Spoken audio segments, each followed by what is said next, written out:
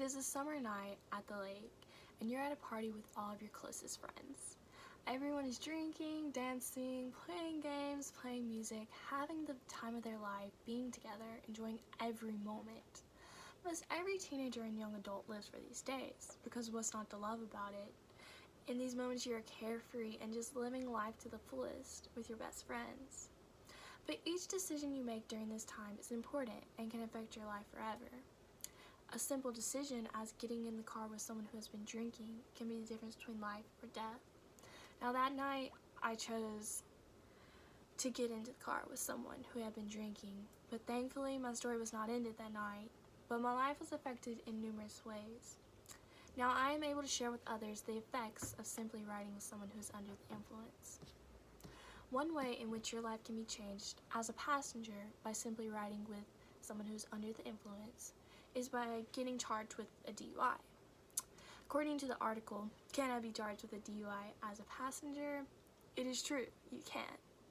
For instance, if you get into an accident and the police are investigating and trying to figure out who is driving, they may not come to the conclusion of who it was, and even if you tell them, they may not exactly believe you due to evidence, so even the passengers can be charged with a DUI. Another way in which you as a passenger can be charged with a DUI is if the police think that you helped the intoxicated driver steer while going down the road. Another way you can get into trouble with the law is that if you are at a DUI stop and they catch you underage with alcohol or drugs or any other law-breaking activities, you can be charged. And this will affect your driver's license, insurance, and all that good stuff.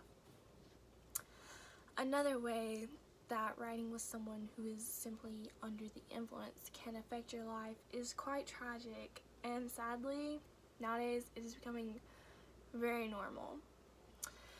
Riding with someone who is under the influence can often lead to death. According to Carol Gillespie, alcohol affects the drivers by producing a slow reaction time, lack of coordination, reduced concentration, decreased vision, and inhibits judgment.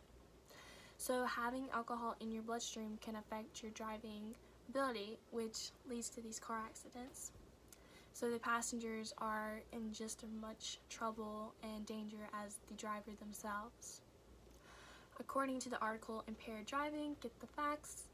Every day, around 29 people in the United States die in a vehicle crash due to an alcohol-impaired driver.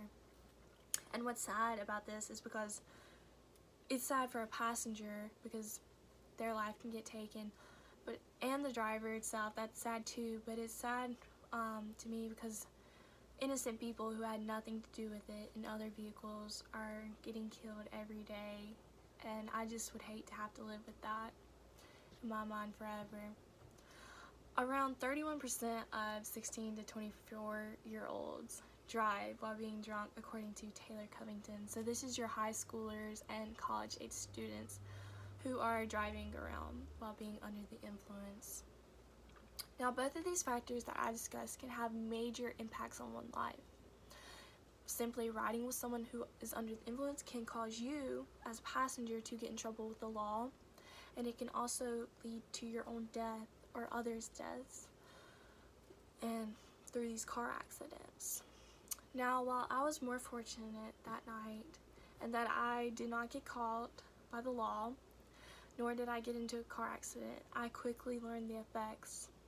My friends who were in another vehicle that night were not as fortunate as me, and they never made it to their destination. Now I have to live with that for the rest of my life. Maybe I could have done something or others, but I have to live with that. So now I always try to remember to think about my choices and the consequences that they can lead to before I ever make a decision, because one simple choice can affect your whole life. Thank you.